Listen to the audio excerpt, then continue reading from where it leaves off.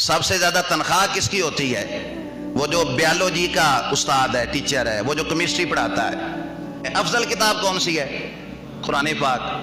افضل کتاب قرآن، لیکن تنخواہ سب سے زیادہ کیمسٹری کے استاد کی، امام صاحب کی، قرآن پڑھانے والے کی 10,000، 15,000، 20,000، زیادہ کر لیں تو 30,000۔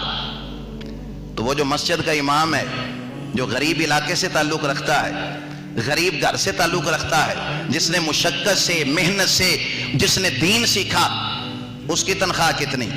وہ جو تیرے بچوں کو قرآن بھی پڑھاتا ہے، وہ جو تجھے دین بھی سکھاتا ہے، وہ جو تجھے 5 نمازیں بھی پڑھاتا ہے، وہ استاد جو تیرے گھر میں آ کر تیرے بچوں کو قرآن پڑھا رہا ہے، اور اس کی تنخواہ کتنی؟ اس کے ساتھ رویہ کیا؟ اور پھر اس بیچارے کی حیثیت تو ایسی رہ گئی کہ وہ مسجد میں سر اٹھا کے بات بھی نہیں کر سکتا۔ وہ تو جناب اپنی مرضی سے نماز کا ٹائم بھی تبدیل نہیں کر سکتا، وہ تو اپنی مرضی سے کوئی قانون مسجد کے اندر پاس ہو رہا تو اس کی مرضی شامل بھی نہیں ہوتی۔ کیمسٹری کے استاد کے پیچھے پیچھے بھاگتے ہو کہ یار ہمیں ٹائم دے دو، استاد جو بیالوجی کا ہے اس کے پیچھے پیچھے بھاگتے ہو کہ یار، اور مرضی ایک سبجیکٹ کی 5-5 ہزار روپیہ تنخواہ اس کی، پھر اپنی مرضی سے وہ ٹائم دیتا ہے، اپنی مرضی سے وہ آتا ہے، اپنی مرضی سے وہ پڑھاتا ہے، اور تو بھاگا بھاگا پھرتا ہے کہ یار آجا تیری مہربانی تھوڑی دیر کے لیے پڑھا دے۔